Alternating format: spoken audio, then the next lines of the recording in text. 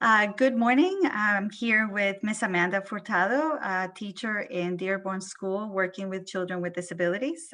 Amanda was a former LaSalle graduate in our Pathways to Teacher Diversity program.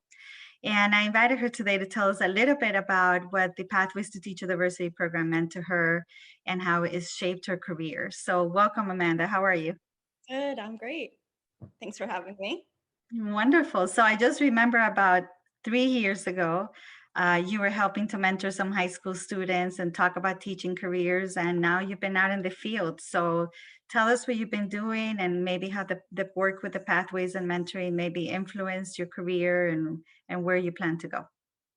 Yeah, I think the Pathways program definitely gave me a head start in figuring out that I wanted to be working with a diverse population. So after I left LaSalle, I continued living in Boston and worked for 2 years as an ELL teacher, working with students of color and helping their families, helping advocate for them and their families with whatever they needed, especially in accessing their child's education.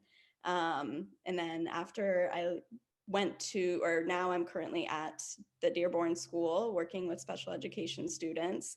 And in this way, the tools that I've learned at this school, the student population there has me working with a lot of students who have a lot of high anxiety, students who are coming from other schools where they weren't getting their needs met. So here I'm using tools to help them feel more calm and comfortable at school so that they're able to access their education and not feel worried about these barriers being created by their peers or other staff that are in the classroom. And instead they can just focus on what they came to school for, to learn, and that's it. Wonderful. And Amanda, now that you've been out in the field for a couple of years, how many teachers of colors do you work with? How many colleagues do you have? And, what kind of work have you done to advance the recruitment of diverse teachers? I know you've talked to me personally about that a little bit, so I wanted to get that out here as well.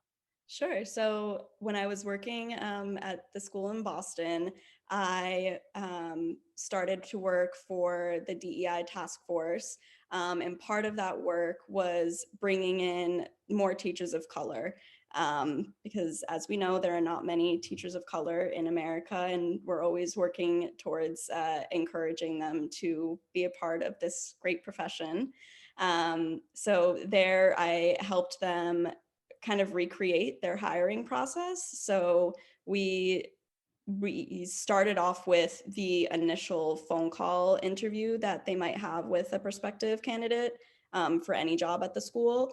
And we asked them very explicit questions about diversity and how they felt about it being at the forefront of education at that particular school, and how they felt about it being a part of the everyday culture there. And even if they hadn't worked at a school or another place where that was at the forefront of the organization,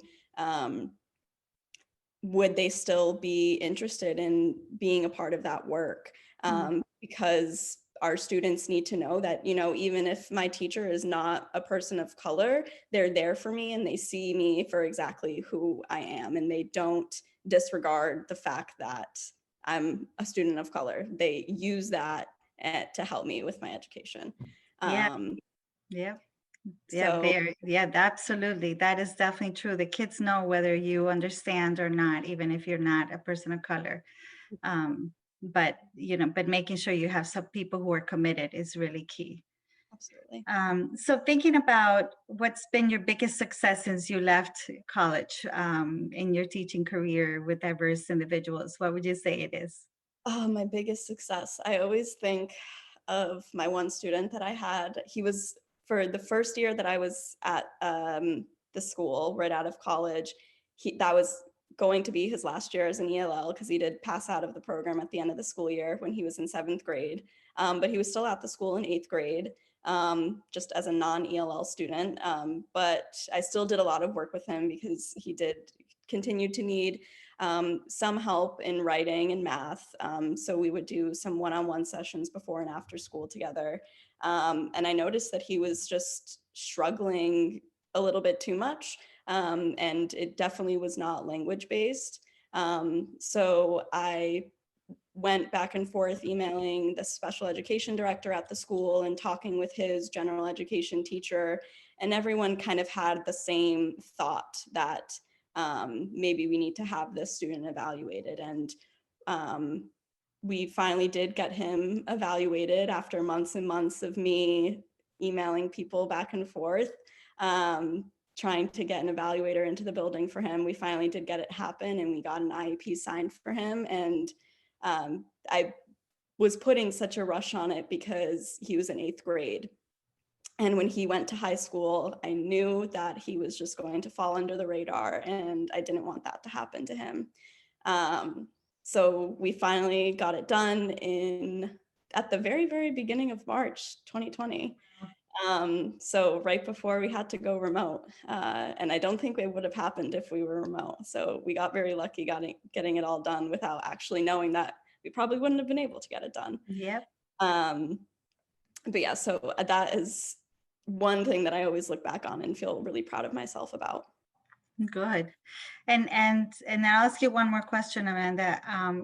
What's the biggest challenge that you see around equity and diversity in schools now that you've been out, 3 years? Like, what do you wish you could change for students? I wish that more people realized their implicit biases when it comes to teaching. I wish they realized that, without them even realizing it, that they're doing it, that they do treat their students of color versus their white students quite differently.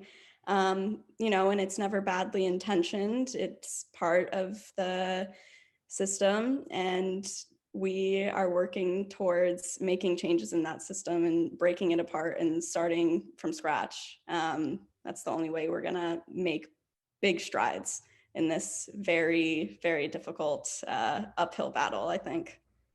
Yeah, wow, that is really powerful. I think you put the the the problem right in the forefront, which is, we need to realize and look at ourselves, everybody, and know that we are doing the best by kids, right? Yes, Particularly the children that don't have access and are different from us. So absolutely. I can't thank you enough for sharing just these little tidbits with us. Hopefully, we'll have more students as they graduate come back and share their stories, and then we can follow you around for the next few years and share how your trajectory in your career continues to grow. I know you've grown very interested in advocacy and policy, so I know you're really gonna take apart that system and build it back up. So I want to be part of that with you. So thank Yes. you very much. Thank you.